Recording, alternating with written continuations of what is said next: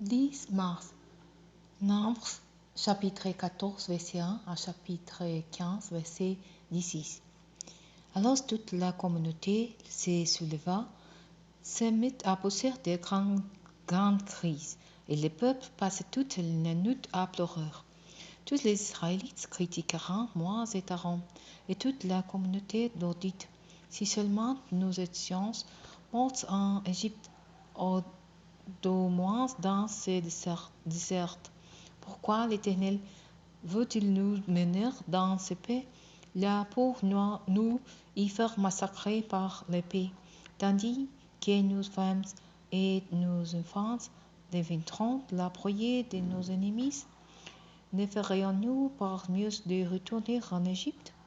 Et ils se redirent l'un à l'autre: nommons-nous un chef et retournons en Égypte.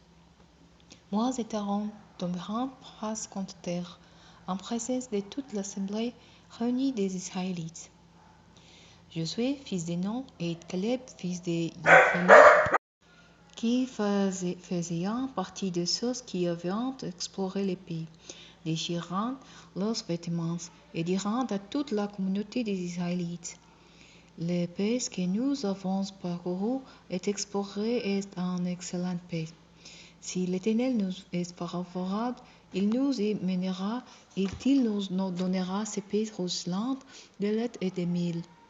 Seulement, ne vous révoltez pas contre l'Éternel et n'ayez pas peur de gens de ce pays, car nous en ferons qu'un boucher.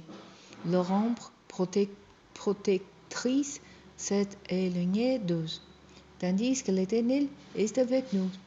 Ne les craignez donc pas.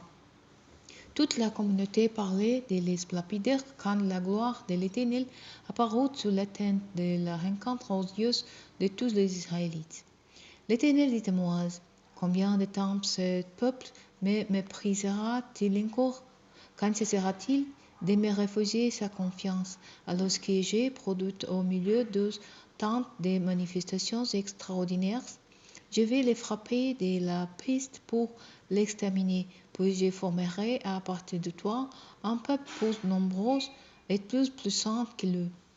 Moïse répondit à l'Éternel: les Égyptiens savant que c'est toi qui as fait sortir ce peuple de chez eux par ta puissance.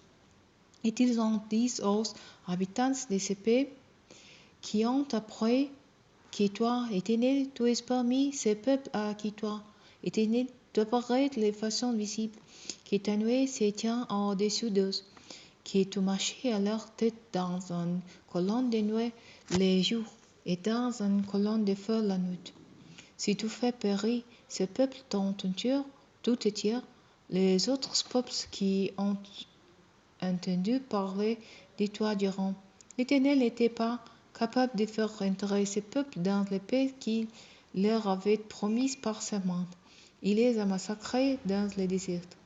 Maintenant, de grâce, que la puissance du Seigneur se manifeste dans toute sa force, selon ce que tu as déclaré en disant: l'Éternel est patient et riche en amour, il pardonne faute et péché, mais n'acquitte pas les coupables et il fait payer aux fils les péchés des pères jusqu'à la troisième, voire la quatrième génération. Pardonne, je te prie, la faute de ce peuple en vertu de ton immense amour, tout comme tu n'as cessé de pardonner à ce peuple depuis qu'il est sorti d'Égypte. L'Éternel répondit: je lui pardonne comme tu l'as demandé.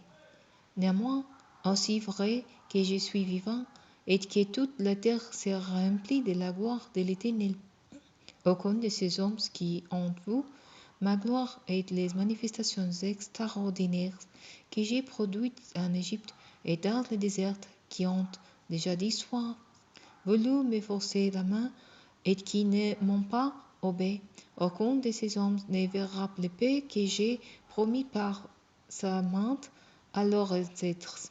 Aucun de ceux qui m'ont méprisé n'entrera.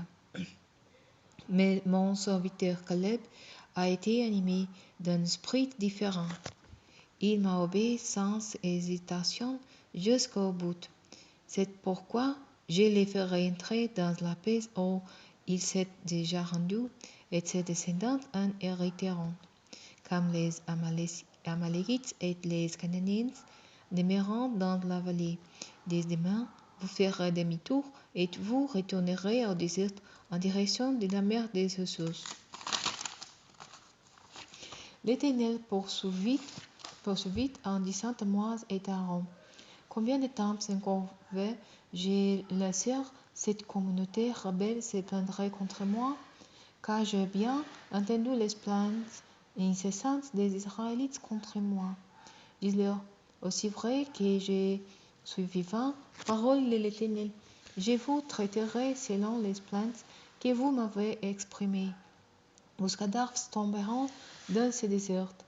Vous tous qui avez été insensés, vous qui avez donc 20 ans et plus, puisque vous êtes plaints contre moi en aussi grand nombre que vous n'entrerez pas dans les pays où j'avais promis par serment de vous installer, excepté Caleb, fils de Jephunneh, et Josué, fils de Nun. Mais vos enfants, dont vous avez dit qu'ils deviendront la proie de l'ennemi, je les y conduirai, et ils connaîtront les pays que vous avez méprisés. Quant à vous, vos cadavres tomberont dans le désert, où vos fils seront nomades pendant 40 ans. Ils supporteront ainsi les conséquences de votre infidélité à mon égard jusqu'à ce que le désert ait englouti tous vos cadavres. Vous avez mes 40 jours à reconnaître le pays, eh bien, vous porterez les conséquences de vos fautes durant 40 ans, une année pour chaque jour. Ainsi, vous saurez ce qu'il en coûte de m'abandonner. Moi, l'Éternel, j'ai parlé, oui, c'est ainsi que je traiterai cette communauté rebelle qui s'est liguée contre moi. Ils espéreront dans ce désert. C'est là qu'ils mourront. Les hommes que moi j'avais envoyés reconnaître les pays qui, à leur retour, avaient entraîné toute l'assemblée à se plaindre contre lui en décriant les pays. Ces hommes qui avaient débité des mauvais propos contre les pays mourants, frappés d'une mort brutale devant l'Éternel. Des hommes qui étaient allés prospecter les pays, seuls Josué, fils de Nun, et Caleb, fils de Jephunneh, resteront en vie.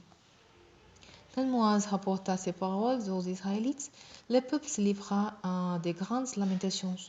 Le lendemain, ils se lèveront de bon matin et monteront vers les hauteurs de la région montagneuse en disant: Nous avons péché, mais à présent nous allons marcher vers les dieux dont l'Éternel a parlé.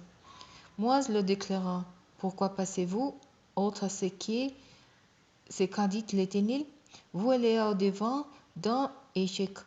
N'y allez pas, car l'Éternel n'est pas au milieu de vous. N'allez donc pas vous faire battre par vos ennemis, car vous trouverez les Amalékites et les Cananéens sur votre chemin, et vous vous ferez massacrer. Comme vous étiez détournés, dit l'Éternel, il ne sera pas avec vous.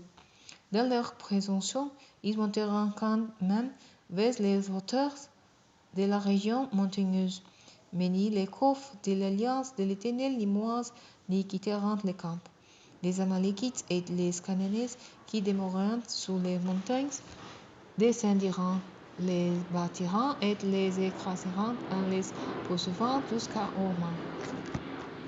L'Éternel s'adressa à Moïse en ces termes: Parlez aux Israélites et dis-leur: Lorsque vous serez arrivés dans le pays que je vais vous donner pour que vous y fassiez votre demeure, et que vous voudrez m'offrir un sacrifice de gros ou de petits pétés consumés par le feu dont l'odeur apaisera l'Éternel, ce que soit un holocauste ou un sacrifice destiné à accomplir un vœu, un sacrifice volontaire ou encore un sacrifice fait à l'occasion de l'une de vos fêtes religieuses.